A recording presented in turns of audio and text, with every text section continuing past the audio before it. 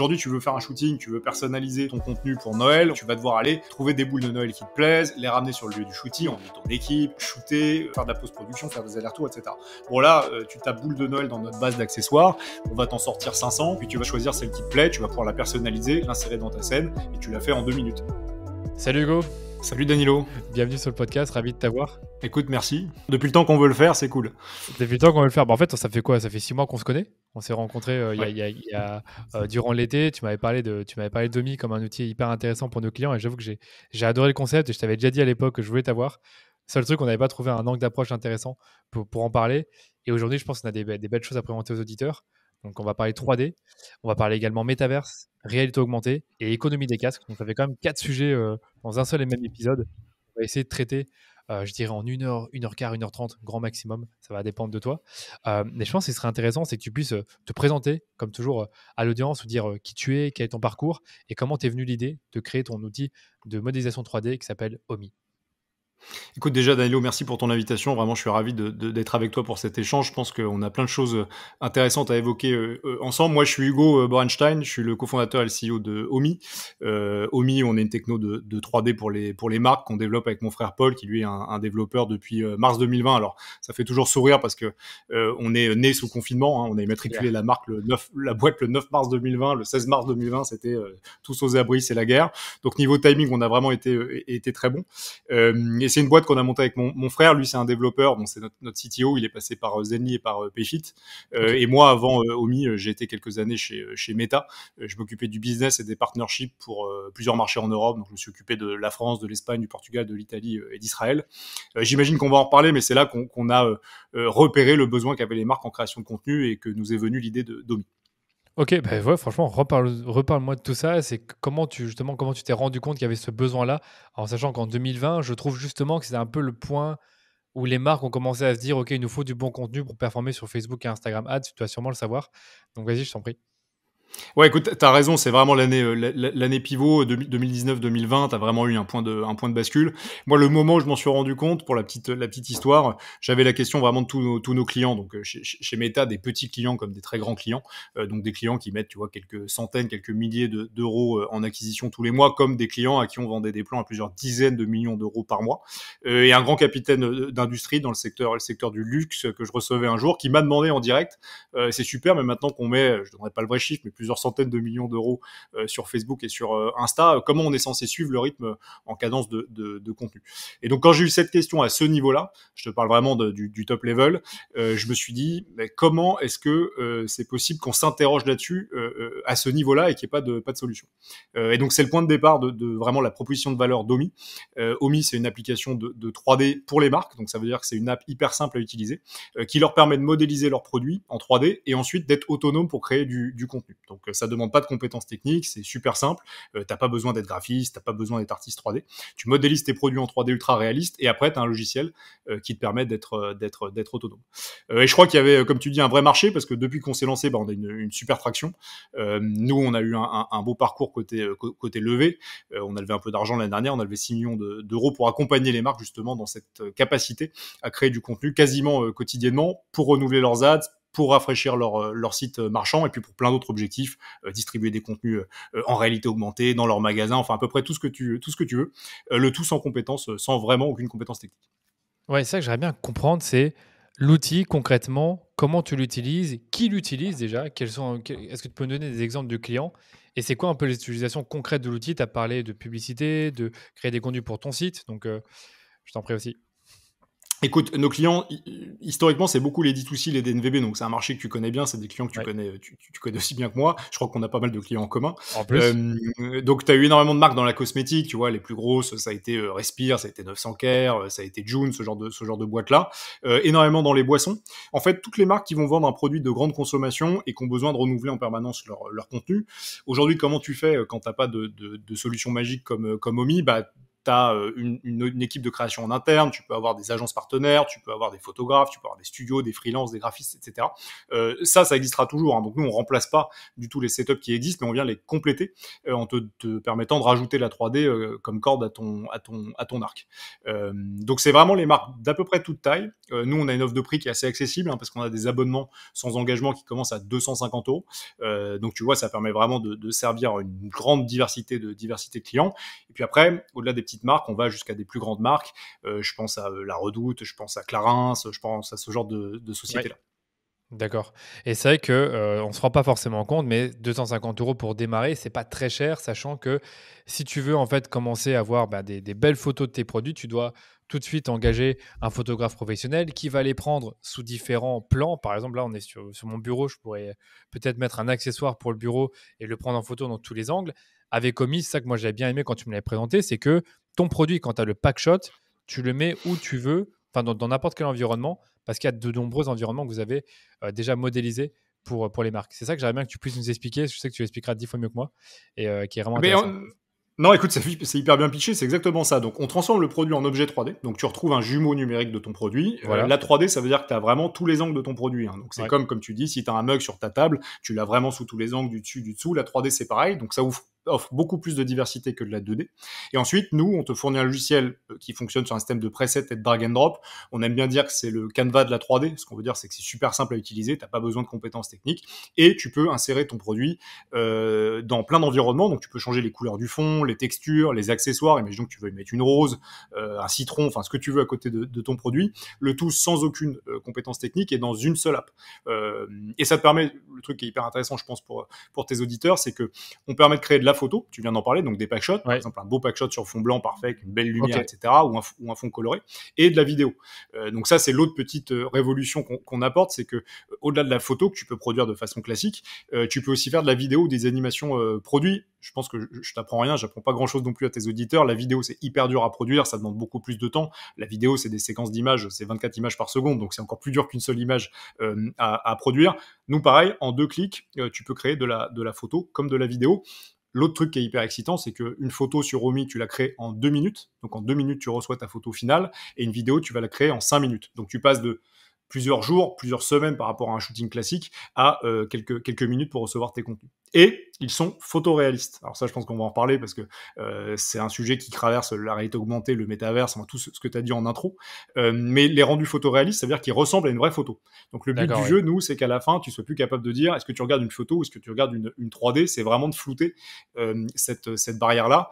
On utilise des technos qui ont été vachement popularisés par notamment les deepfakes. Tu as peut-être vu ces images d'acteurs. On a beaucoup vu Tom Cruise sur TikTok, qui n'était pas un vrai Tom Cruise, qui était un Tom Cruise généré en image artificielle. C'est les mêmes technos qu'on utilise pour te permettre d'atteindre un résultat hyper réaliste et que tu ne fasses plus la différence entre une vraie photo et un rendu 3D. D'accord, hyper intéressant. Après, il y a un autre truc que tu m'avais dit, c'est que les photos que tu viens produire sur Romy, c'est pas pour autant que tu vas directement les utiliser en publicité, c'est plus une base que tu vas utiliser ensuite pour toi-même faire des traitements sur les autres logiciels de montage, si je comprends bien. Exactement. Alors nous, tu as vraiment beaucoup d'usages possibles, hein. Si on parle de la publicité, donc des ads, comme tu le sais bien, le sujet c'est de le renouveler fréquemment, c'est de tester différents angles, c'est d'itérer, c'est de pouvoir le changer quasiment tous les mois, ton contenu, si tu veux rester performant et pertinent, si tu veux continuer à émerger. Et nous, les marques se servent des visuels qu'elles créent comme assets. Donc après, elles vont venir rajouter du motion, elles vont passer à leur agence, elles vont passer à leur studio interne, et elles vont venir faire du montage. Rajouter du texte, rajouter un logo, venir travailler les hooks, donc vraiment les 3 secondes d'intro, faire des enchaînements, etc. Mais nous, on te permet d'avoir des assets hyper quali, hyper simplement, à un prix, comme tu l'as dit, qui normalement défie toute concurrence. C'est ça, c'est vraiment ça que je voulais vraiment ajouter dans la conversation, c'est que ça te permet de produire, d'avoir un nombre d'assets important pour toi-même renouveler tes publicités. Mais après, bien sûr, les assets que tu obtiens, généralement, ils sont bruts. Donc, tu dois rajouter du texte, faire un petit traitement graphique qui est normalement le travail d'un graphiste ou d'un motion designer. Et au niveau des vidéos, c'est pareil, c'est des assets que tu peux retravailler. Exactement, c'est la même chose, vidéo, export sur fond transparent, PNG, si tu veux faire du motion design, tu as vraiment tous les formats d'export possibles et imaginables. Et en fait, moi j'aime bien ce que tu dis parce que Omi, ça te permet de te débarrasser de tout le temps de production qui est quand même hyper long. Oui. Nous, on a demandé à nos clients, et tu vois, c'est quand même 5 à 10 heures par semaine pour un marketeur qui passe sur la création de contenu. Alors quand tu es au tout début, quand tu es en porteur de projet, tu es en lancement dans la première année, deuxième année, ça consomme vraiment la moitié de ton temps. Donc tu as besoin de reprendre ce temps-là, et nous, on te rend du temps sur la créativité. Donc comme tu as dit, quels sont mes messages, qu'est-ce que je veux dire, comment est-ce que je veux présenter mon produit. Mais on t'enlève la barrière que tu avais de production en te permettant de générer des assets hyper quali, hyper simplement. C'est ça. Donc ça, c'est la promesse de ton outil. Ouais. Là, je suis déjà en train de me projeter un peu, mais dans 5 ans, tu le vois comment finalement? Alors, dans 5 ans, nous, on veut être la fondation du commerce New Generation pour les produits. Je m'explique, on veut devenir vraiment une solution e-commerce, donc on veut s'intégrer sur ton site internet et dans tes ads managers, et justement venir remplacer, nous on pense qu'on peut remplacer 50% de la création de contenu des marques, pas plus, parce que tu auras toujours besoin d'un photographe avec le grain, la créativité qu'apporte un photographe que tu ne retrouves pas forcément en 3D, d'un shooting avec des mannequins, avec des acteurs, d'un shooting plus écrit, etc. Mais tout ce qui va être le plan produit, le key visual, la vidéo produit, on veut l'automatiser. Et quand je dis e-commerce, on veut vraiment être une solution qui, en 2 clics, te permet d'un coup de changer tous les assets que tu distribues dans tes ads, d'un coup de changer tous les assets sur tes fiches produits, sur la bannière de ton site internet, de tes newsletters. Donc on veut vraiment simplifier jusqu'au bout l'expérience de production de contenu. Ce qu'on fait déjà, c'est qu'aujourd'hui, tu n'as plus besoin d'aller shooter une photo produit sur fond blanc, sur fond coloré ou dans une salle de bain ou une vidéo, mais on veut aller jusqu'à ce que ce soit mis à jour automatiquement sur toutes tes plateformes de distribution. D'accord. Donc c'est un peu ça notre enjeu pour les 2 prochaines années. Vraiment automatiquement, là c'est encore une fois dans une logique de gagner un maximum de temps et que toi-même, si tu as, je dis pas une bêtise, mais 1000 références produits, que tu n'aies pas à faire le travail 1000 fois. T'as tout compris. Qu'on change automatiquement. Imaginons, Okay. je sais pas, c'est Noël, tu veux contextualiser les fiches produits de ton site internet. Alors, on sait qu'évidemment, la performance, ça dépend du ciblage et de ta capacité à personnaliser aussi ton ton. Imaginons que tu veux rajouter une boule de Noël dans tous tes packshots produits. Bon, aujourd'hui, tu le feras jamais, parce que ça voudrait dire re-shooter tes 1000 références, tes 1000 SKU. Avec Omi, en 2 clics, ce qu'on veut, c'est que tu puisses insérer cette boule de Noël, faire tomber un rideau de neige dans tous tes packshots produits, par exemple, en un seul clic. Voilà, et ça, j'en avais parlé justement avec quelqu'un qui était passé sur le podcast que je salue, qui s'appelle Martin Ronfort, qui nous avait expliqué que justement, la personnalisation, c'est quelque chose qui permet d'augmenter ta conversion. Et donc, quand tu personnalises ton site selon les différentes périodes de l'année, ça te permet d'augmenter tes taux de conversion, ce qui est logique. C'est-à-dire que si tu arrives sur un site qui n'est pas personnalisé aux couleurs de Noël alors que c'est Noël, c'est un peu dommage. Donc, du coup, si Exactement. tu peux, et comme tu le sais, souvent les marques ne le font pas parce qu'elles n'ont pas le temps ou pas les moyens. Et donc là, l'idée, c'est en effet de pouvoir fournir ça. Et là, tu parlais sur un horizon de 2 à 5 ans. Genre jusqu'à entendre 2 ans? Non, dans les 2 prochaines années. C'est pour ça aussi qu'on s'est années. financé. Voilà, on est assez avancé sur ces technos-là. On n'est plus très loin. On a déjà des clients qui travaillent comme ça avec Omi. Je pense à My Variations que tu dois connaître. Donc, ils vendent des brosses à dents électriques made in France j'ai entendu, qui oui. cartonnent. Hein, ils cartonnent, hein, les mecs, ils sont très très sérieux. C'est une toute petite équipe. Ils sont 2 fondateurs et je crois qu'ils ont 2 autres personnes dans la team. Bon, je crois pas que j'ai le droit de partager leurs chiffres, mais c'est assez impressionnant ce qu'ils sont en train de faire. Eux, si tu vas sur leur site internet ou tes auditeurs vont voir leur site internet, tu verras qu'ils contextualisent les fiches produits et la bannière régulièrement en l'adaptant à la saisonnalité et les contenus que tu vas voir. Alors, maintenant que je te l'ai dit, tu sais que c'est de la 3D, mais si je te l'avais pas dit, normalement, t'aurais pas pu voir que c'est de la 3D. Ils sont tous générés sur Obi. Ah bah, j'irai voir ça. Redonne-moi le URL du site pour que j'aille voir. Enfin, MyVariation, donc myvariation.com. Ouais. myvariation.com. En fait, j'ai quelqu'un à mon équipe qui s'appelle Géraldine qui utilise déjà leurs produits, qui me dit qu'il faudrait vraiment qu'on bosse avec eux, donc on les salue. Et ils sont top. Mais c'est ils sont hyper impressionnants. myvariation au pluriel.com. Ah, au pluriel, d'accord, au pluriel. Donc, et j'utilise aussi les produits, donc c'est de la pub pour nos clients, mais je te confirme, c'est des super produits. Ah, d'accord, c'est vrai que c'est super. Ils ont en plus une offre. Ouais, avec une offre d'abonnement où tu peux t'abonner pour recevoir une nouvelle tête de brosse à dents à telle ou telle fréquence. Hyper malin. Ça me fait penser bien évidemment à 900K qu'on a reçu sur le podcast. Et donc tous les packshots qu'on a là sur le site ont été générés avec Omi. C'est un très bon exemple. Ouais, la bannière par exemple que tu vois, c'est 100% Omi et elle change en fonction du calendrier marketing. Donc ils vont pas mettre la même quand c'est Noël, quand c'est l'été, quand c'est l'hiver, quand c'est Halloween, etc. Hyper bien. Voilà, je sais pas s'il y a une variation par rapport à la Saint-Valentin, j'ai pas l'impression, mais en tout cas très pas bien. encore. Alors elle va peut-être arriver. Normalement ils le font assez régulièrement. Et tu vois, le truc qui est cool avec Omi, c'est que tu l'as dit tout à l'heure, on te donne accès à des librairies d'accessoires en fait. Aujourd'hui, tu veux faire un shooting, tu veux personnaliser ton contenu pour Noël. On parlait des boules de Noël, tu vas devoir aller trouver des boules de Noël qui te plaisent, les ramener sur le lieu du shooting, envoyer le produit, envoyer ton équipe, faire un bel éclairage, shooter, le refaire, faire de la post-production, faire des allers-retours, etc. Bon là, tu tapes boule de Noël dans notre base d'accessoires, on va t'en sortir 500, et puis tu vas choisir celle qui te plaît, tu vas pouvoir la personnaliser, l'insérer dans ta scène, et tu la fais en 2 minutes. Et tu peux faire ça sur toutes tes références. Oui, c'est ça qu'on réalise pas. C'est pour ça que je te pose plein de questions qui paraissent bêtes pour toi parce que tu connais l'outil par cœur. Mais en effet, sur l'outil, tu as la banque d'accessoires, tu as la banque d'images, tu as aussi, je suppose, une banque de vidéos, un peu comme tu aurais sur un Canva. Ouais, tu peux tout faire, tu peux changer les angles de vue, tu peux changer les fonds, les textures, les accessoires, tu peux aller jusqu'à changer les reflets. Je sais que toi, tu as pas mal de clients qui vendent des produits qui ont des produits qui sont transparents. Ouais, C'est hyper dur de shooter les reflets, enfin, c'est un des pains principaux de tous ces e-commerçants-là. Comment est-ce qu'ils font pour shooter proprement les reflets de leurs produits? Bon, bah nous, tu peux paramétrer les reflets en un clic. Tu vas avoir des d'accord. centaines d'options de reflets adaptées à ton produit et tu n'as plus besoin de galérer avec un shooting classique. Tout à fait. Bah voilà, bah écoute, on a bien résumé, je pense, ce que fait Omi, à moins qu'il y ait d'autres choses qu'on n'a pas citées, qui sont importantes dans l'outil. Pour ceux qui nous écoutent, encore une fois, on Non, écoute, pense à c'est eux. surtout ça. Ouais, Pour les gens qui t'écoutent, je pense qu'il y a un cas d'usage qui peut être en particulier intéressant, c'est les lancements produits. Alors évidemment, les marques, les D2C, les DNVB, les e-commerçants changent régulièrement leur gamme, font rentrer des nouveaux produits dans leur gamme, font des lancements produits. Généralement, tu dois attendre de recevoir ton produit physique pour shooter. Tant que tu bien n'as pas sûr, ton oui. produit physique, tu peux pas le mettre en scène. Un des aspects magiques de la 3D, c'est que tu peux le modéliser, donc le transformer en 3D, le modéliser en 3D, sans avoir le produit final. Nous, on travaille à partir d'un plan ou d'une photo référence ou d'un mock-up Photoshop ou juste de l'étiquette et on te crée ton produit de façon photoréaliste à nouveau. Donc ça veut dire que ton produit va ressembler vraiment à ton produit final sans que tu l'aies jamais reçu en main. Et ensuite, tu peux le mettre en scène sur Omi. Un autre client qui a eu ce cas d'usage, c'est Sync, qui vend des barres protéinées, Oui, je connais. que tu connais, qui cartonnent aussi. Eux ont lancé toute leur dernière gamme produits en 3D sans jamais recevoir les produits. Et tu gagnes facilement. Eux ont gagné jusqu'à 6 semaines de vente, mais tu peux gagner 6, 8, 10 semaines de vente, hein, puisque tu n'attends plus la réception de ta production. C'est un des gros pains en supply chain, c'est que produire, c'est long. Bon, bah là, il suffit d'avoir un plan, on te crée le produit en 3D, il est dispo sur Omi, tu le mets en scène en photo et en vidéo, comme si tu l'avais entre les mains. D'accord, ok. Maintenant, j'aimerais bien qu'on puisse, encore une fois, euh, aider nos auditeurs à comprendre pourquoi investir autant dans le contenu en 2023. Ah C'est ouais. une nouvelle année, comme toujours, on parle de nouveaux enjeux. Tu avais cité dans une intervention que tu as faite, je ne sais plus sur quel média, trois choses sur le contenu. Donc, tu as parlé du contenu qui est central, qui est temporaire, et le contenu reste traditionnel. Est-ce que tu peux nous en dire un peu plus sur ces différents critères qui font que tu dois Ah investir oui, je dans me ton souviens de contenu ça. en 2023? Écoute, merci de m'avoir lu. Alors quand je disais que le contenu est central, bon, à mon avis, tout le monde le sait, mais le contenu c'est comme le pétrole des marques. Donc ça veut dire que pour qu'une marque existe, elle doit créer en permanence du contenu. L'enjeu il est différent selon que tu sois une petite marque ou une grande marque. Quand tu es une petite marque, ton enjeu sur le contenu c'est vraiment d'émerger au milieu de toutes les offres qui se lancent, de tout le bruit qu'il peut y avoir sur les réseaux.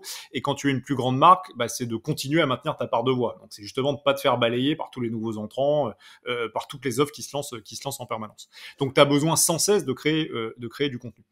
Le problème que tu rencontres de façon classique, c'est que le contenu que tu vas créer avec ton shooting, avec ton freelance en studio, il va périmer super vite. Donc tu vas pouvoir l'utiliser dans une certaine mesure pendant plusieurs semaines, plusieurs mois dans des ads par exemple, mais au bout d'un moment, il va falloir que tu changes ce contenu-là parce que la fatigue créative va être trop importante et les gens auront trop été exposés à ton contenu. Donc tu dois le renouveler pour rester pertinent, pour rester performant.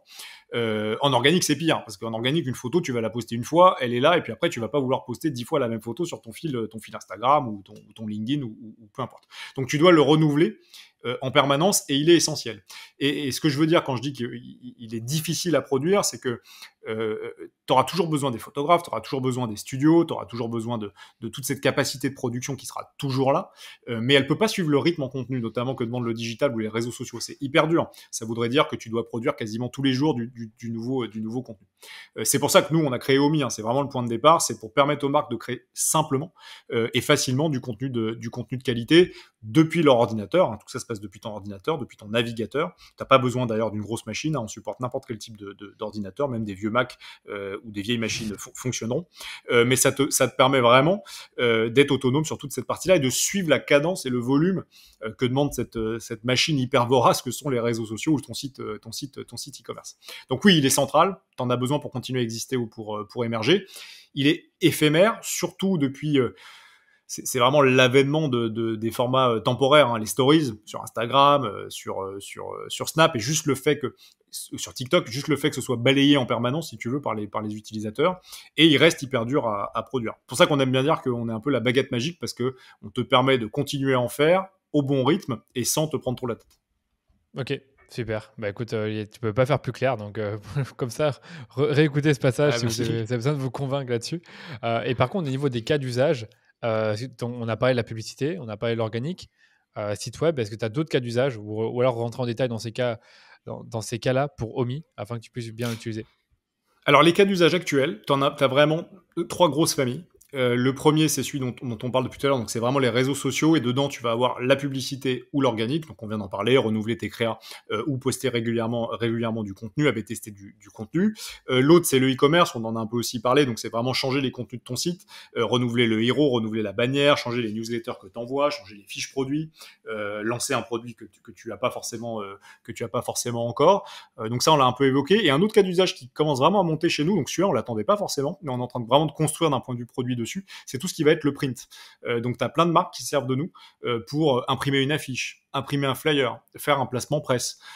Tu vois, qui sont des choses qui te demanderaient encore plus de travail en studio, parce que là, il faut une très haute résolution, il faut certaines contraintes techniques. Bon, bah nous, c'est pareil, hein. Ton contenu, tu peux l'utiliser absolument partout. Petite page de publicité pour nous, mais nous, on veut être le plus user-friendly possible, et donc on cède 100% des droits d'utilisation. C'est-à-dire que la photo que tu as créée ou la vidéo que tu as créée, tu peux la mettre où tu veux, sur n'importe quel support, pendant n'importe quelle durée, pour n'importe quel cas d'usage. Donc nous, on a des marques, typiquement, qui impriment des PLV, qui sont après dans tous les Monoprix de France pour présenter leurs produits, et ça nous va très bien. Plus les marques utilisent leur contenu, plus on est content. Donc pour te répondre, je dirais social media, avec publicité, ads ou organique, e-commerce, et tout ce qui va être le print, l'impression.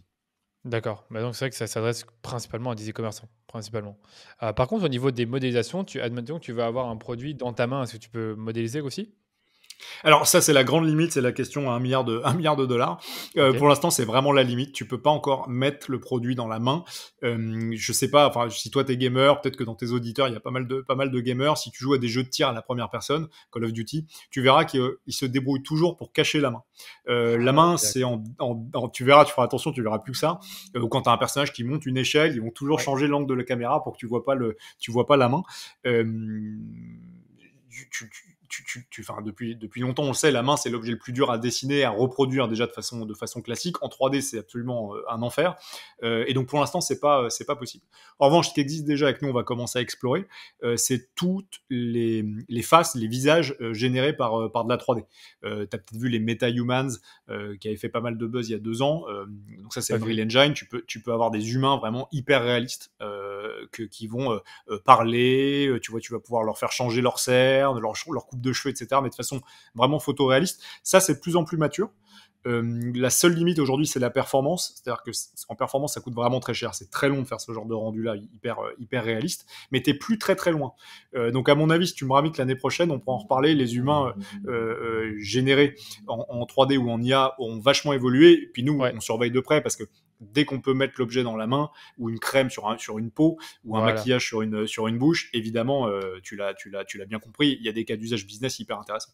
Ouais, c'est ça, parce qu'en fait, aujourd'hui, une limite des cas d'usage de Omi, c'est que l'humain, tu peux pas forcément facilement le transposer dans les photos et vidéos avec de la 3D. Ouais, nous, la première proposition de valeur, c'est vraiment le photoréalisme. Donc, dès qu'on atteint le photoréalisme, que c'est pas suffisamment réaliste, on n'y va pas, en fait. Donc, tu vois, D'accord. l'humain, pour l'instant, c'est pas encore assez adapté. On veut vraiment te servir à partir de 250 euros des photos et des vidéos de qualité ultra professionnelle. Tu pourrais payer ça. Nous, on a des clients parmi nos comptes Enterprise qui peuvent payer une photo jusqu'à 9 000 euros, 10 000 euros, 12 000 euros dans certaines agences. Nous, on la sort en prix absolu à 10 euros. Et on veut t'apporter la meilleure qualité. Donc, c'est vraiment notre enjeu. Et quand on estime que, tu vois, c'est pas encore prêt, bah, on préfère pas y aller. Typiquement, Ouais, les humains, pas encore, ouais, mais ça va tellement vite, ouais. Danilo, qu'à mon avis, on se reparle dans quelques mois, je te donnerai pas forcément le même son de cloche. Ouais, toi, tu penses que ça pourrait changer assez vite. Il y a un autre truc que Ouais. j'avais écouté, c'était peut-être une bêtise, mais sur les outils d'intelligence artificielle qui pourront, ben, à ta place, en fait, faire certaines tâches. Est-ce que toi, tu t'imagines intégrer l'intelligence artificielle dans ton outil Omi pour qu'il fasse certaines tâches à la place des clients? Alors, nous, ce qui est hyper excitant. Évidemment, tu as suivi tout ça de près. C'est tout ce qui se passe autour de DALL-E, autour de Midjourney, autour de Stable Diffusion. Donc, toutes les IA de génération text to image. Donc, tu donnes un input texte et puis ça crée des images.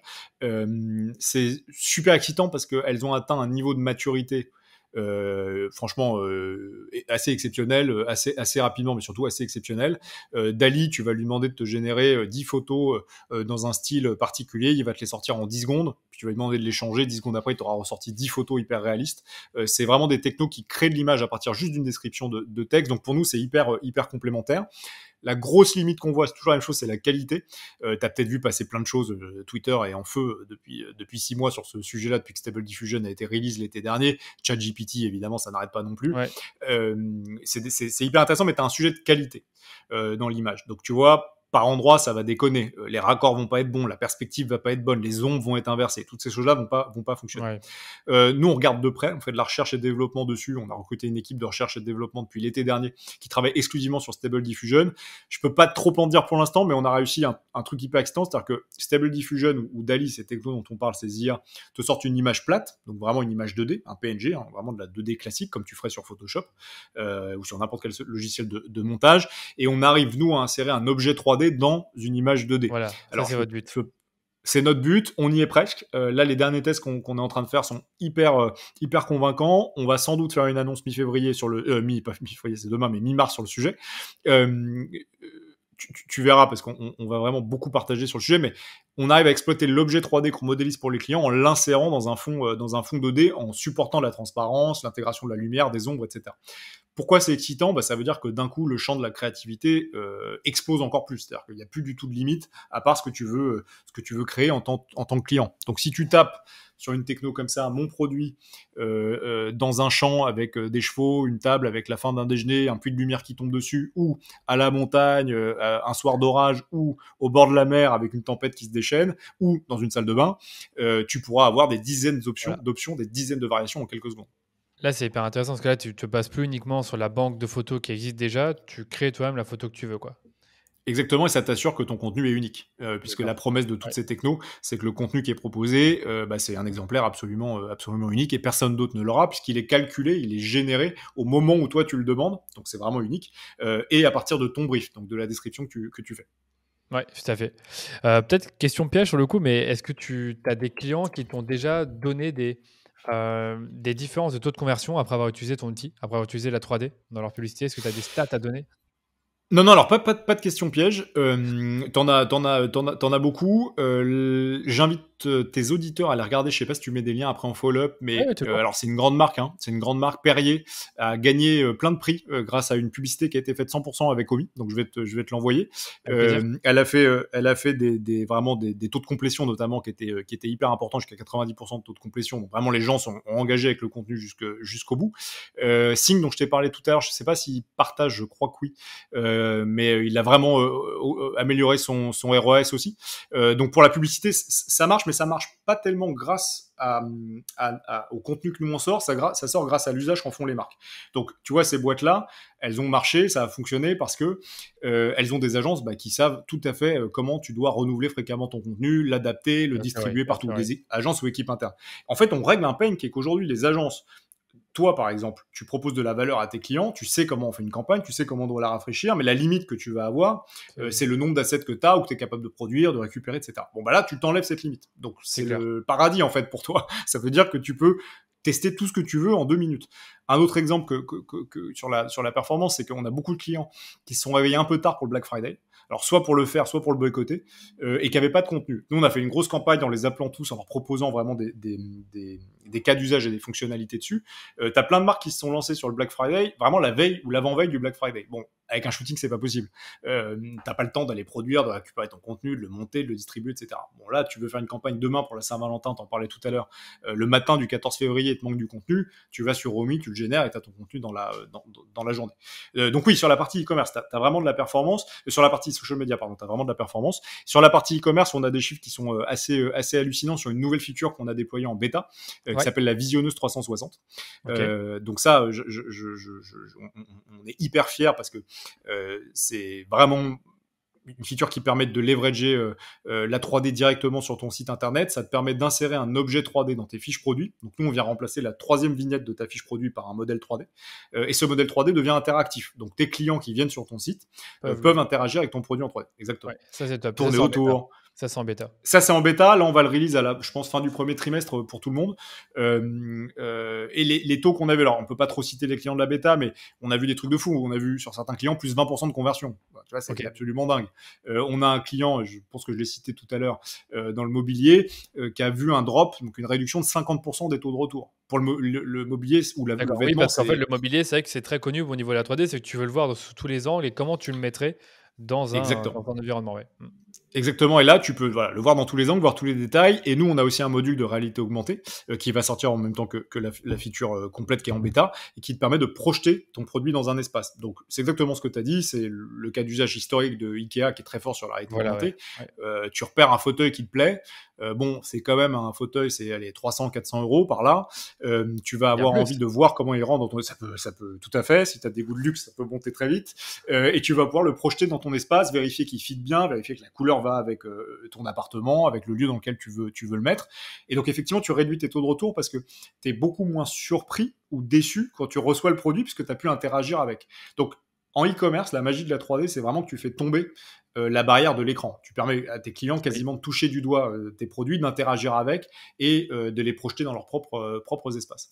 Donc voilà, c'est quelques exemples, mais oui, on a vraiment des super bonnes perfs sur à peu près tous les cas d'usage. Et tu vois, même sur du print, alors là, tu peux pas traquer, mais tu as des clients qui changent jamais leur PLV parce que c'est super dur de recréer du contenu de qualité avec tous les allers-retours, etc.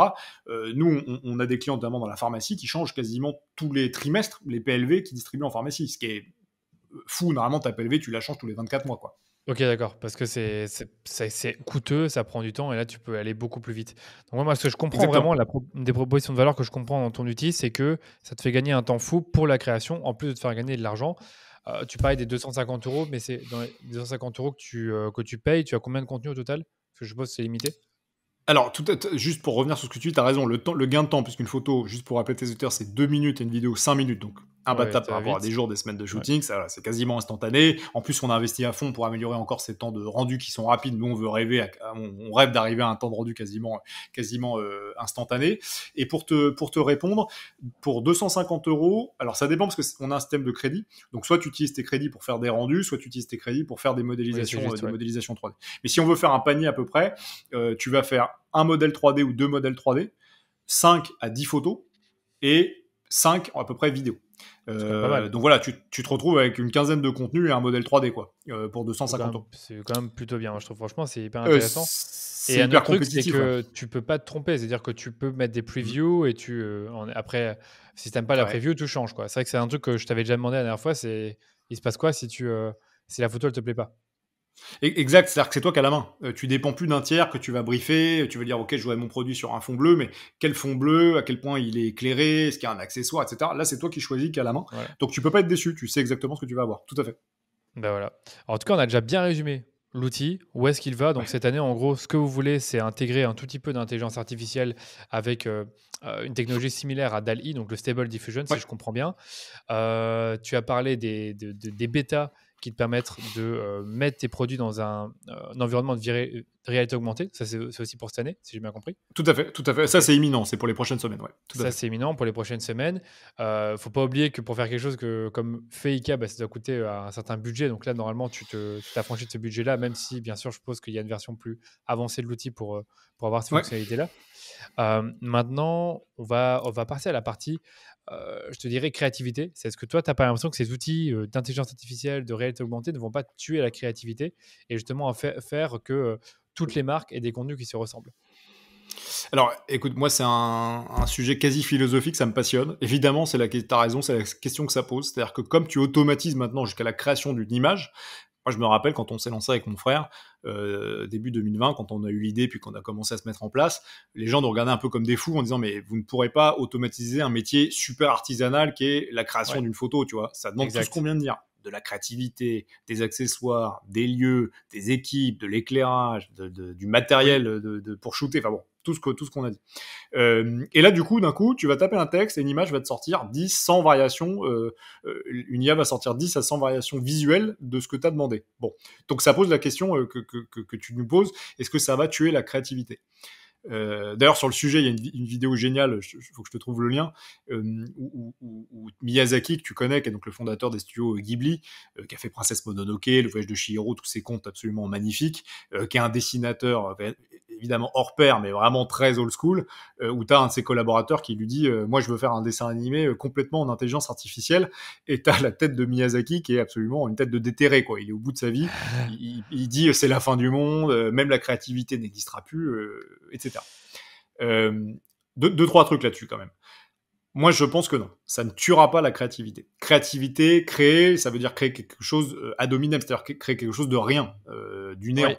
DALL-E, Stable Diffusion, toutes ces technos-là, elles créent depuis une base de données qui est une base de données humaine. Donc, quand tu vas taper en disant je veux un visuel de la campagne dans un style japonisant cartoon, la DALL-E Stable Diffusion, l'IA, ou Midjourney, va chercher dans une base de données qui existe déjà et qui est une base de données humaine. Donc, c'est des contenus humains qui ont été créés et puis qui sont remélangés pour recréer quelque chose. Donc, à la base, ça reste de la data humaine, c'est pas de la pure création. Ça se base sur ce que nous, on a créé. Ensuite, tu as très peu de capacité, c'est un peu le cas sur DALL-E, mais très peu de capacité d'itération créative. Le processus créatif, par exemple, quand toi, tu as un client qui va concevoir un script pour une publicité, il va y réfléchir, il va y revenir, il va changer, il va itérer. Un comédien qui prépare des blagues pour monter sur scène et faire du stand-up, il les teste auprès de ses potes, auprès de sa famille, auprès d'un petit public, puis auprès d'un gros public. Donc ça, toute cette phase d'itération créative qui n'est pas proposée par les intelligences artificielles, elles te disent quelque chose de fini que tu utilises ou que tu n'utilises pas. Donc pour ces raisons, je pense que ça ne tuera pas la créativité. Je pense que ça va faire un gain de temps, un gain de productivité pour plein d'applications business. Tu vois, tu veux, je sais pas, poker un nouveau produit qui est à base d'un ingrédient impossible à trouver, impossible à sourcer. Tu vas dire, je veux mon produit devant des feuilles de lotus roses, et il va te générer des images de feuilles de lotus roses sur lesquelles tu vas pouvoir mettre ton produit.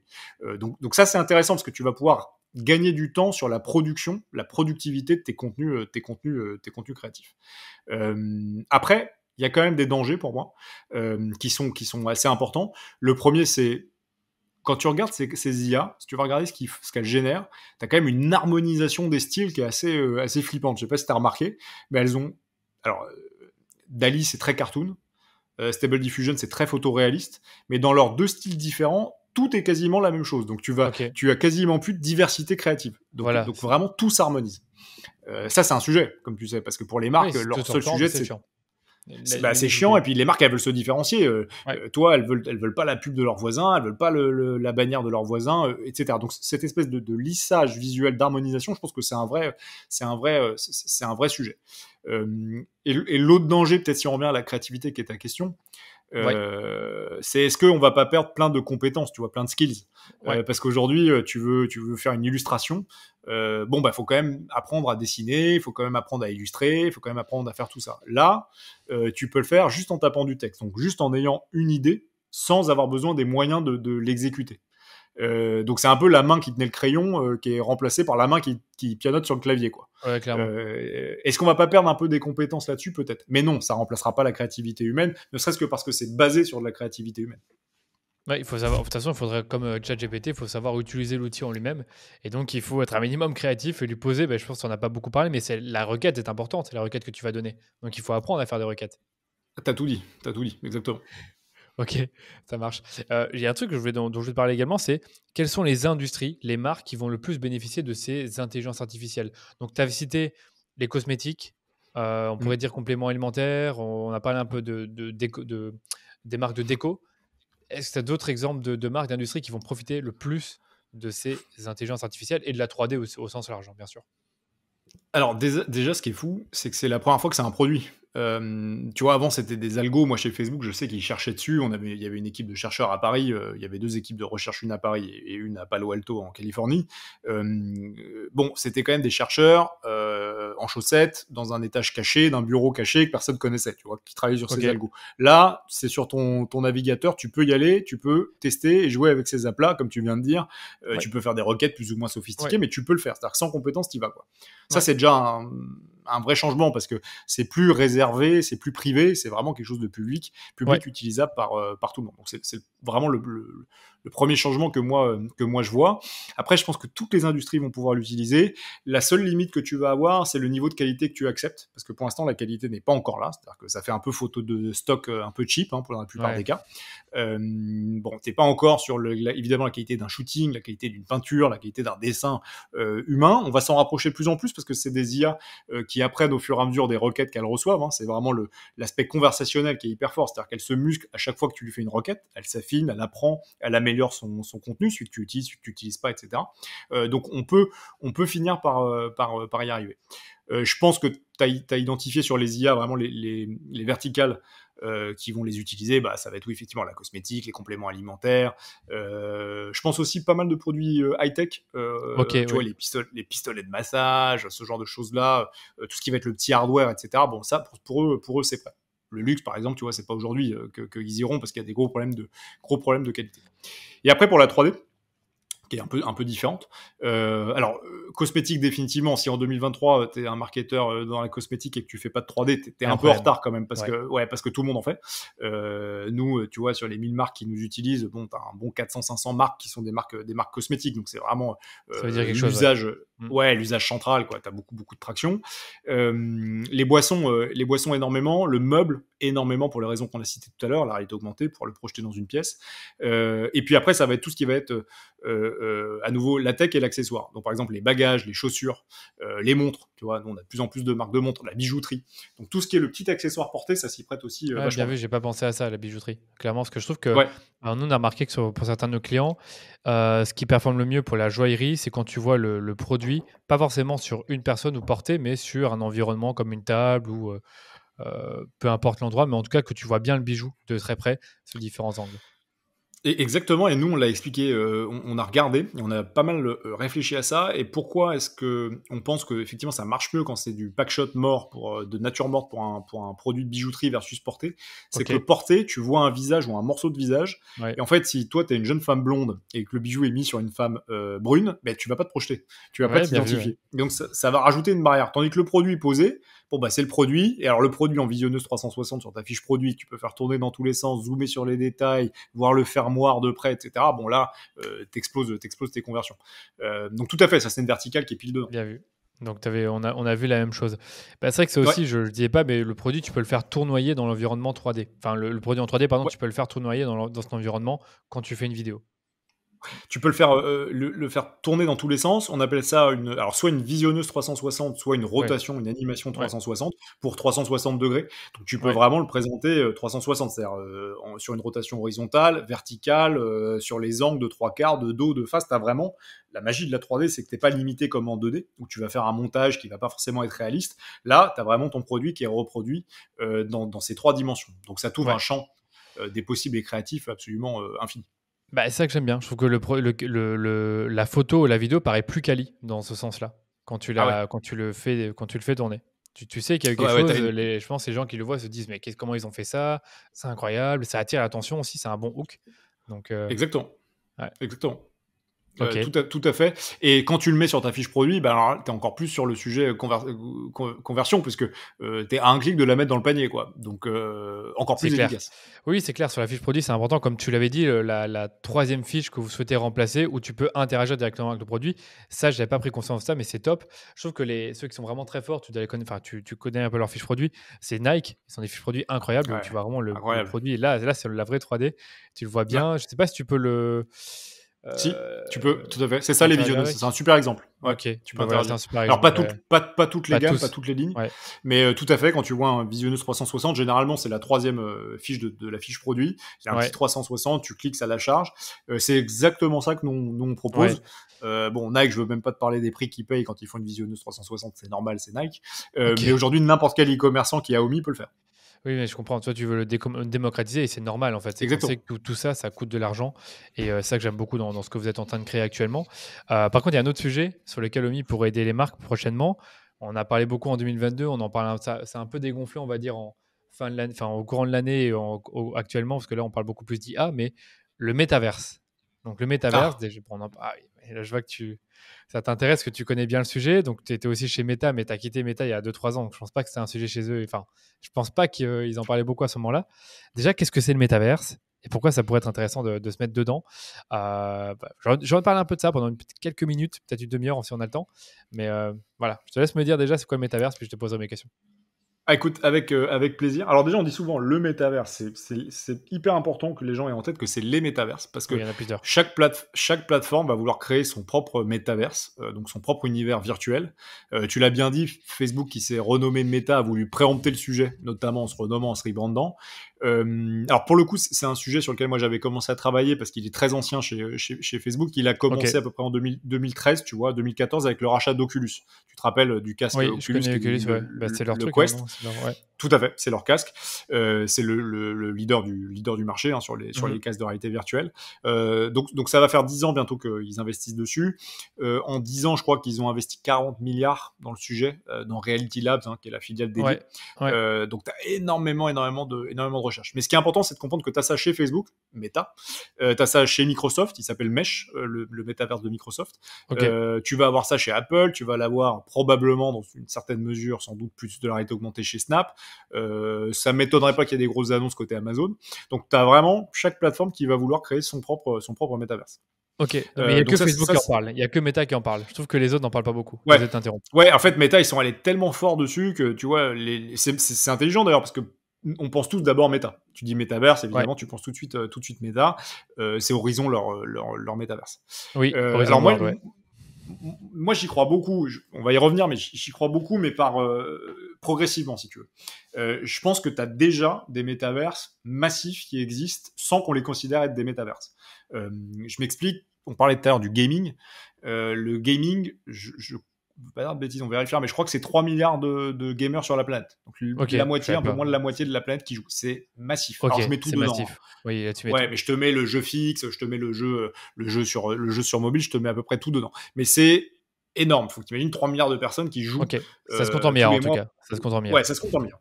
On vérifiera, mais je crois que le dernier chiffre l'année dernière, c'est 3 milliards de gamers. Ok.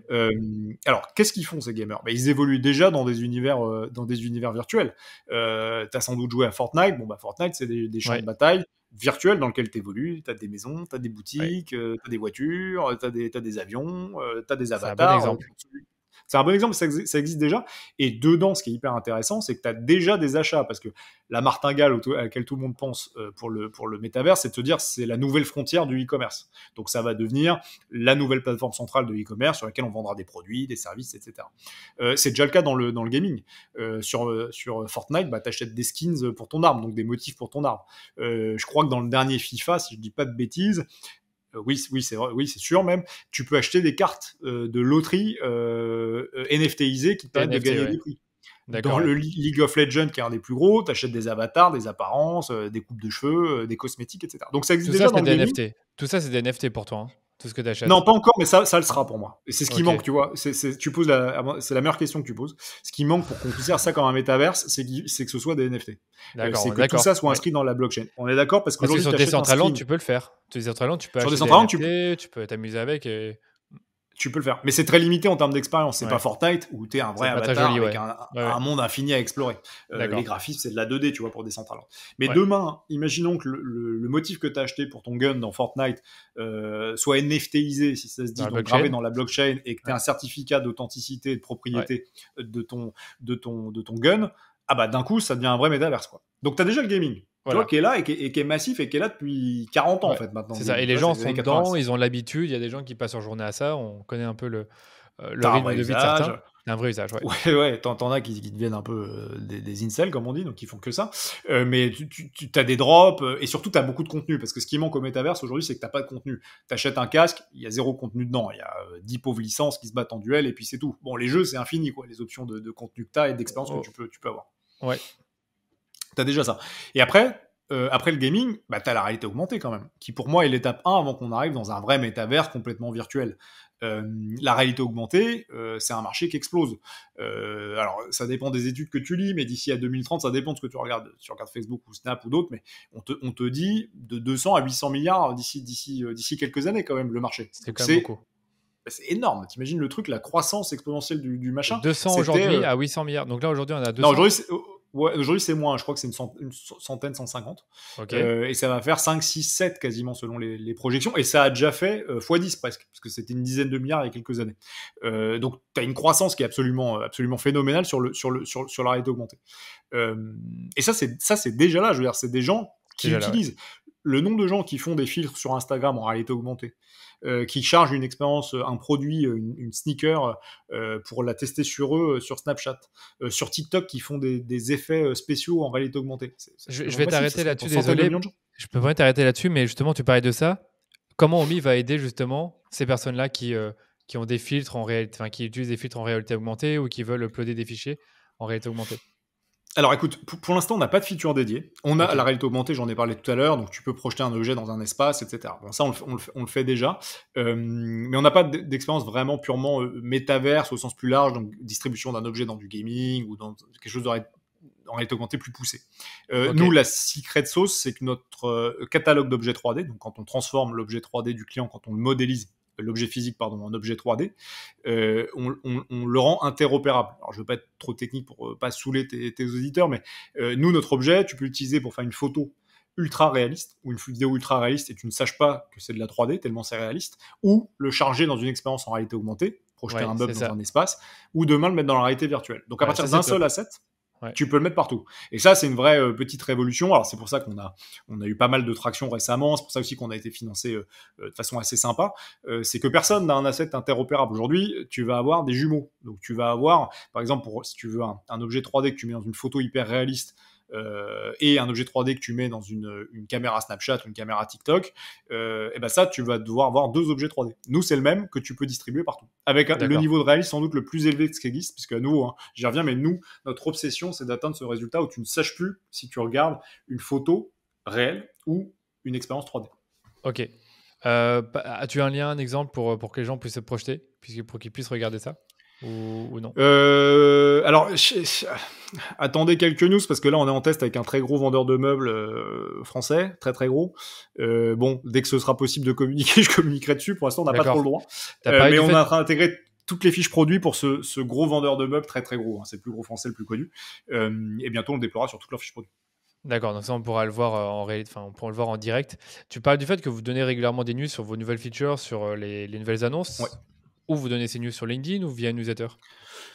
Alors, on a surtout LinkedIn pour l'instant. D'ailleurs, si je peux faire une petite page de publicité recrutement, on cherche en contenu, on cherche un senior content, un ou une senior content manager pour venir justement créer tous nos contenus. Pour l'instant, c'est essentiellement LinkedIn et newsletter qu'on fait assez peu parce qu'on préfère la faire très bien, mais pas fréquemment, versus en faire beaucoup et pas forcément bien les faire, qu'on envoie à peu près tous les 2 mois avec toutes nos nouveautés. Et puis la meilleure façon, mets-toi dessus, alors merci, ça nous fera très plaisir. Avec plaisir. Mais la meilleure façon de rester à jour sur nos nouveautés, c'est d'aller sur notre site, donc omi.so, et de faire un essai gratuit. On propose un essai gratuit. Alors, tu peux accéder à toutes les fonctionnalités d'Omi. Tout ce dont on vient de parler, tu peux le tester gratuitement. La seule fonctionnalité auquel tu n'auras pas accès, c'est la modélisation de ton propre produit. Tu peux tester sur des produits, des produits de test. Il y a des produits de test adaptés pour toutes les verticales. Donc, si tu es une marque de cosmétiques, on va te proposer une dizaine de produits cosmétiques. Un vendeur de meubles, une dizaine de meubles différents, des assises, des commodes, etc. Si tu es dans la tech, tu auras aussi des choix. Si tu es dans les boissons, tu auras plein de choix, bouteilles de champagne, des canettes, des bouteilles de soft. Et tu peux tout tester sur l'app, voir toutes les nouveautés. Et puis, si tu es convaincu, après, tu peux t'abonner pour ajouter ton propre produit. Parfait. Bah écoute, t'as bien fait d'en parler maintenant, parce que je voulais de toute façon te poser la question à la fin, mais au moins c'est déjà fait. Par contre, je voudrais qu'on revienne sur le sujet du métavers. Je t'avais totalement interrompu, je suis désolé, mais j'étais tellement chaud d'avoir la réponse à cette question-là sur comment intégrer tes produits dans l'expérience de réalité augmentée des réseaux sociaux. Donc tu parlais du fait que le marché va énormément évoluer, qui passe de 100 milliards à potentiellement 800 d'ici 6 à cette année. Je ne sais plus où tu en étais, mais tu continues à nous parler de ça, du fait qu'il y a plusieurs métaverses. Donc je sais pas si tu avais autre chose à dire. Non, ce que je voulais dire, c'est que t'as déjà, on l'attend parce qu'on imagine, quand on pense métaverse, on imagine tout de suite des environnements hyper sophistiqués, hyper grands, tu vois, avec de la réalité virtuelle, des centres commerciaux virtuels, etc. Alors, ça va venir. T'as déjà, par exemple, beaucoup de marques de luxe qui ont des des boutiques virtuelles. Ralph Lauren, ils ont une boutique virtuelle qui marche très bien. Lacoste, ils ont une boutique virtuelle qui marche très très bien. Sephora, ils font plein de choses, par exemple, pour parler d'un acteur français. Donc, tu as plein de marques qui cherchent cosmétiques, beauté, habillement. C'est principalement ces secteurs-là pour l'instant qui fonctionnent. Mais moi, mon point, c'est surtout de dire, tu as déjà aujourd'hui des expériences qui sont comme du métaverse. On parlait du gaming, on parlait de la réalité augmentée, et à mon avis, c'est plus de ce côté-là qu'il faut se tourner, parce que avant d'avoir l'émergence d'un métaverse tel qu'on l'imagine, donc très quasiment science-fiction, qui est un monde virtuel, il faudra qu'on ait tous le hardware adapté, donc il faudra qu'on ait tous un casque. Voilà. Alors ça, c'est une super grosse limite pour l'instant. Ok, d'accord. Oui, c'est ça, c'est une limite. Et justement, où est-ce que ça en est l'économie des casques? C'est-à-dire, aujourd'hui, personne n'a de casque chez soi. Est-ce que tu penses que ça va se démocratiser dans les prochaines années? Où est-ce que ça en est où on en est dans le marché avec les casques de réalité augmentée? Alors, les casques de réalité augmentée, donc je crois que le leader du marché, c'est le premier problème, c'est que t'as pas beaucoup d'offres en fait quand tu regardes. C'est-à-dire que Quest, je crois, je dis pas de bêtises, mais récemment c'était 85% du marché. Bon, donc ça veut dire qu'Oculus a quasiment tout le marché pour l'instant, donc t'as un seul acteur. Donc ça évidemment c'est pas bon parce que ça crée pas d'émulsion. Il faudrait qu'il y ait beaucoup plus d'acteurs pour que le marché existe vraiment, s'étende vraiment. Alors Apple a fait des annonces récemment, là ils vont lancer un casque. T'as peut-être vu que PlayStation a lancé un casque hyper léger, beaucoup plus light, avec une performance à peu près similaire à celui de l'Oculus. Donc t'as quand même des gros players, Play, Apple, tu vois, Snap qui relance ses lunettes, qui se positionnent sur le marché.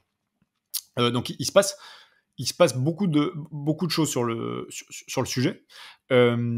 Après les ventes, tu vois, pour l'instant c'est assez décevant. Alors c'est en croissance, mais 2022 c'est le même nombre de ventes que 2021. Donc ça c'est pas très bon pour faire tirer un marché. Tu vois, je crois que ça a même baissé de 1 ou 2%. Je crois que le 2021 c'était 10-11 millions d'unités vendues et 9,5 en 2022. Donc pas dingue. Un peu tôt, et évidemment ça limite énormément. Alors après, les acteurs qui sont sur le marché se démènent pour faire monter le marché. Ça, je sais pas si les gens le savent, je sais pas si j'ai le droit de le dire, mais enfin bon, allons-y. Oculus, il est vendu à perte. À chaque fois que Facebook vend un Oculus, il perd de l'argent. Donc tu vois, c'est quasiment, c'est pas le mot est fort, c'est presque du dumping pour créer le marché, quoi. C'est presque je te donne le casque à prix coûtant pour qu'on crée le marché. Non, je pense qu'il y a des gens qui le savent, je pense que ça a déjà été communiqué, parce qu'ils ont investi. Ça a déjà été dit, ça. Je pense, à mon avis. Et on est d'accord qu'Oculus, c'est le casque de réalité augmentée de Facebook, mais qui ne te permet pas uniquement d'aller dans leur métaverse à eux, mais de l'utiliser dans différentes situations, où je me trompe. Alors, non, pour l'instant, c'est effectivement le casque. Donc, c'est le Quest, c'est le casque commercialisé par Oculus, qui est une filiale à 100% de Facebook, que Facebook a racheté à prix d'or en 2014. Effectivement, ça te permet d'avoir des expériences métaverses. Il y a plusieurs problèmes au-delà du fait que le hardware, c'est quand même un casque, tu vois, c'est $200-300 quand même. Donc, c'est pas tout le monde qui peut se l'offrir. Tu vois, c'est pas pour tout le monde, ça t'élimine quand même un gros morceau du marché. Deux, t'as un gros problème de catalogue. C'est-à-dire qu'aujourd'hui, tu as très peu de création d'univers, d'expériences, de jeux, de plateformes sociales sur les métaverses qui existent. Pourquoi ? Parce que c'est des technos qui sont assez jeunes, et donc avant de faire monter un écosystème, c'est comme l'Apple Store au début, ou chez Google pour Android, il faut vraiment le pousser à mort pour faire monter un écosystème, ou les communautés de créateurs de contenu sur YouTube, avant que vraiment ça s'emballe et puis que ce soit vertueux et que ça fonctionne tout seul. C'est pas en un claquement de doigts. Et puis tu as un autre problème, on en a un peu parlé tout à l'heure, qui est la performance et la qualité des graphismes. C'est-à-dire qu'aujourd'hui, c'est super faible ce que tu vas vivre. Alors, le Quest, le dernier, est plutôt pas mal, plutôt même canon de ce point de vue-là, mais en termes de performance, il a très vite plus de batterie, il faut très vite le charger, etc. Donc, t'as pas encore, tu vois, la simplicité, la fluidité d'utilisation. Et après, tu as aussi le confort physique. Je sais pas si tu as mis un casque récemment, ça va mieux. Mais si tu avais mis un casque en 2018, 2019, 2020, au bout d'un petit quart d'heure, tu m'aurais demandé un verre d'eau en me disant j'ai mal à la tête, je me sens étourdi, il faut que je m'assoie. Parce que pour l'instant, le confort physique, tu prends un coup quand même. Quand tu mets un casque pendant 1 heure, 2 heures, 3 heures, t'as la tête à l'envers. Donc t'as pas mal d'enjeux comme ça. Donc ça pousse vraiment. Après, à nouveau, là, il y a tellement d'annonces. Les temps de connexion ont tellement explosé avec le Covid, on a fait quand même je sais pas combien, plus 40% de temps de connexion, je crois, depuis le Covid, donc c'est monstrueux. Il y a quand même beaucoup de gens qui poussent. Je pense qu'on va finir par y arriver assez vite, mais c'est encore un petit peu tôt. D'accord, donc toi tu penses que ça va venir un jour, mais on ne sait pas encore, et c'est encore un peu tôt par rapport à ce qui existe actuellement, et le fait que tu n'as vraiment aucun métaverse virtuel qui est réellement bien développé, sauf si on retire les jeux vidéo. Exactement. Pour moi, c'est ça, et c'est la limite du hardware. C'est-à-dire que déjà, faut acheter le Oui, casque, quoi. Et puis à il faut nouveau, acheter le 200, casque aussi. 300, Mm. 400 $. Bon, par les temps qui courent, tout le monde ne peut pas se l'offrir. Donc avant de faire un marché massif, Oui. faut faire sauter ces lignes-là.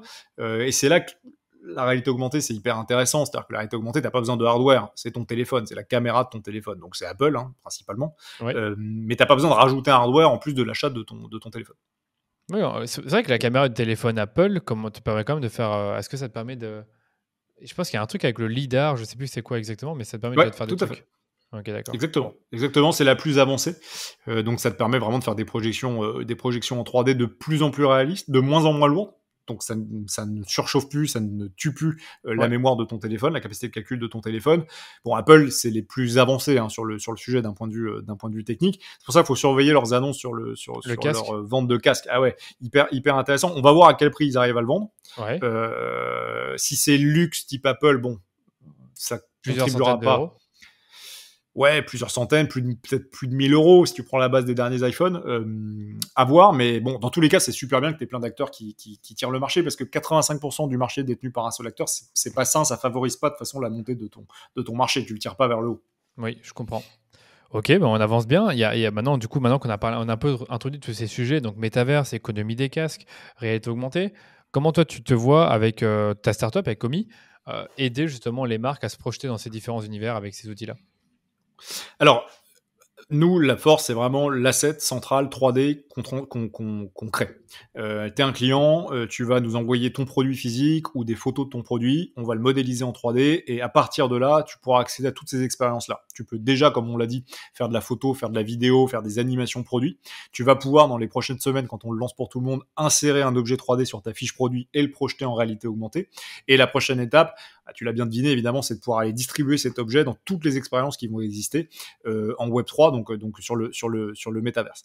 Euh, pour l'instant, c'est pas ouvert. Nous, on a quand même travaillé, par exemple, avec Meta sur pas Ouais, mal d'exploration produits, ok. pour pouvoir lister des objets 3D dans leurs expériences de réalité augmentée, de réalité virtuelle. Alors, tu as deux angles.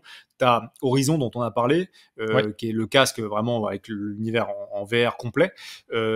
C'est un peu tôt là-dessus, parce que ils veulent d'abord pousser un usage sur le catalogue de contenu lui-même avant de pousser les marques dedans. Mais le jour où tu as un vrai catalogue d'expérience avec des vrais mondes virtuels, par exemple des centres commerciaux virtuels, bon, bah, une fois que les centres commerciaux virtuels auront été construits, il faudra bien remplir les linéaires de ces centres commerciaux bien virtuels. sûr, Et ouais, donc bien nous, sûr. on sera super bien positionné, comme l'asset est interopérable, pour venir distribuer dans le centre commercial virtuel, ou le mall virtuel. C'est vraiment l'interopérabilité, donc le fait que notre asset soit exploitable partout, qui va faire la différence pour Romy. Et tu l'as dit tout à l'heure, nous on veut démocratiser toutes ces technos. Tu vois, on en parlait avant, de l'extérieur, 3D ça fait très technique, très Oui, oui, compliqué, tu vois, c'est ce que tu disais, c'est genre, tu vois, tu regardes le Mandalorian, tu vois tout en 3D, tu te dis ok, c'est des effets spéciaux, c'est le cinéma, etc. C'est ce que c'est à la base, ou les jeux vidéo. Bon, nous on veut démocratiser le prix. Je pense qu'on l'a bien dit, donc vraiment servir à un prix hyper juste, et de permettre de l'accéder d'un point de vue purement budget.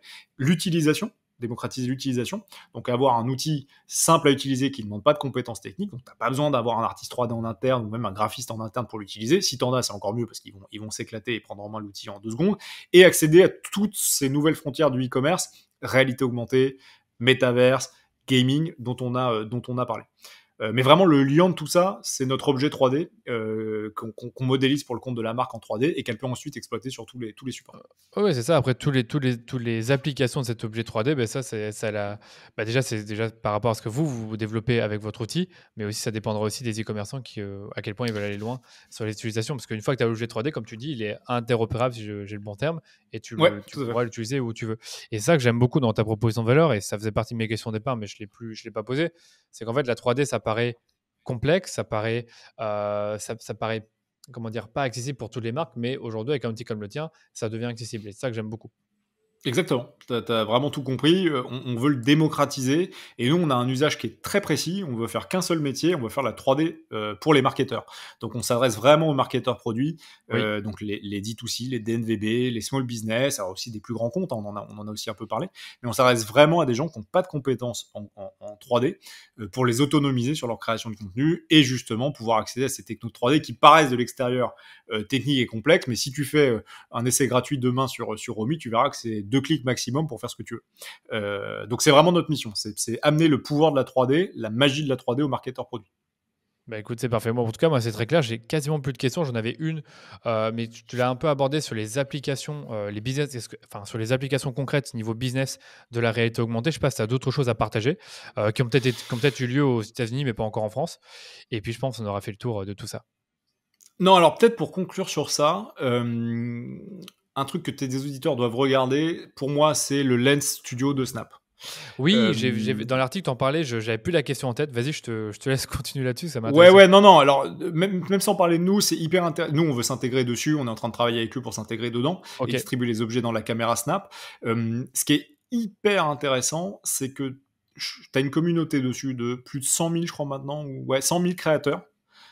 Qui ne travaille que pour les marques, parce que le Lens Studio, c'est que pour les marques, c'est de la 3D que pour les marques, et tu as plus de 3 millions de filtres qui ont été créés.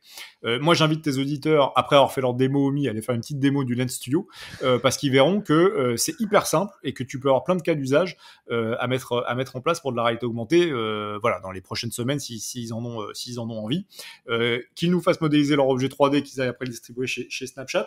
Mais c'est très intéressant de voir, et t'as beaucoup, t'en parlais de cas d'usage, alors beaucoup en Asie, pas mal aux États-Unis évidemment, de marques qui se lancent dessus. T'en as aussi en France, celui qui a vraiment beaucoup buzzé dans la communauté dernièrement, l'année dernière, c'est Dior. Dior qui a sorti des sneakers en réalité augmentée, donc tu prends ton téléphone, tu charges la basket depuis le site de Dior ou depuis une campagne Snapchat, tu la mets sur ton pied et tu peux zoomer, t'éloigner, te rapprocher du pied sur lequel est placée la basket en 3D. C'est incroyable en termes de qualité, c'est quasiment une photo, ce que tu vas voir, donc c'est quasiment la sneaker réelle que tu as sur le pied. Et alors, j'ai plus les chiffres en tête, mais ça c'est facile à retrouver en ligne. Je crois que ça a fait un nombre de ventes absolument délirant. Et c'est des baskets à 1200, 1300. Donc tu vois, tu peux vendre des très très gros paniers grâce à la réalité augmentée. Un autre, peut-être, on a beaucoup parlé des marques cosmétiques, parce que bon, pour les vêtements portés, c'est assez direct comme cas d'usage. Pour les marques cosmétiques, il faut regarder ce que fait Sephora. Alors là, on peut être un peu fier, parce que c'est une marque française, comme Dior, même groupe, qui est hyper innovante sur le sujet et qui teste plein de choses. Ils ont notamment essayé une maquilleuse virtuelle avec des filtres que tu peux appliquer sur ton visage en 3D, en réalité augmentée. Et pareil, ils ont réussi à vendre des gammes de produits qu'ils ne vendaient jamais, donc des gammes en ligne. Donc des gammes, par exemple, avec, je crois que c'était des rouges à lèvres très, très bleus, très foncés, donc tu vois, très marqués, que les gens n'osaient pas acheter en ligne, qu'ils achetaient en magasin, mais pas en ligne, et en pouvant l'appliquer sur leur visage, voir ce que ça rendait sur leur visage, leur look, sont passés à l'acte d'achat. Donc voilà, si j'ai un dernier message à passer sur le sujet pour répondre à ta question, il faut que les marques et les gens qui nous écoutent se ruent sur la 3D. C'est la prochaine frontière du e-commerce. Il se passe énormément de choses et ne pensez pas que c'est technique ou que c'est inaccessible. C'est de plus en plus simple à utiliser et ça s'est vachement démocratisé ces dernières années. Bah, c'est pour ça qu'on en parle. Par contre, désolé de te reposer la question, mais le Lens Studio, j'ai pas bien compris la différence avec ton outil à toi. Tu as dit qu'on peut le tester, ton outil, ce qui est normal en démo, mais aussi le Lens Studio. Est-ce que le Lens Studio, déjà, il est pour tout le monde ou uniquement pour les utilisateurs de Snapchat, et qu'est-ce qu'on peut faire dessus? Alors, je disais d'abord aller faire une démo OMI, si je dois vous proposer un outil d'abord, venez chez nous. Mais après, aller regarder le Lens Studio. Alors, Lens Studio, pour être précis, excuse-moi, je suis passé un peu vite, c'est le studio de réalité augmentée de Snap. Donc, c'est là où tu peux créer des expériences virtuelles pour Snap. Snap, donc, un des produits les plus populaires chez Snapchat, ce sont les filtres. Et c'est aussi les modèles 3D embarqués dans les campagnes. Donc, tu peux avoir des modèles 3D directement dans tes campagnes. Lens Studio, ça demande un peu de compétences techniques. C'est pas comme nous, donc tu peux pas le faire tout seul. En revanche, nous, on peut créer les modèles 3D que tu vas après exploiter dedans. Donc, si tu veux modéliser ton catalogue en produit, c'est ça que je voulais dire pour être plus clair, pardon, appelez-nous, allez voir le site omi.so, faites modéliser vos produits, et puis après, comme on vient de le dire, vous pourrez l'exploiter absolument partout. Sur Snap, dans vos visuels produits photos ou vidéos, en réalité augmentée, etc. Parfait. Bah écoute, un grand merci pour ton intervention. C'était hyper intéressant. Je vous invite en tout cas pour ceux qui nous ont écoutés jusqu'au bout à suivre Hugo sur LinkedIn. Je pense que tu es quand même présent et tu fais quand même quelques annonces. Ouais, c'est là que je suis le plus présent. Ouais, tout à fait. Merci. Ah ben, parfait. On te mettra ton profil LinkedIn. Si quelqu'un souhaite te contacter, est-ce qu'il peut te contacter directement sur LinkedIn ou par email? Ouais, bien sûr, bien sûr. Vous m'écrivez sur LinkedIn ou par email ou sur le site directement. Si vous voulez une démo du produit, on a une équipe qui est dédiée, donc n'hésitez pas à la demander sur le site omi.so. Mais sinon, écrivez-moi sur LinkedIn avec plaisir et je vous répondrai. Parfait. Merci beaucoup pour ton temps. C'était un plaisir de t'avoir. Danilo, merci pour ton invitation. À bientôt. À bientôt. Salut.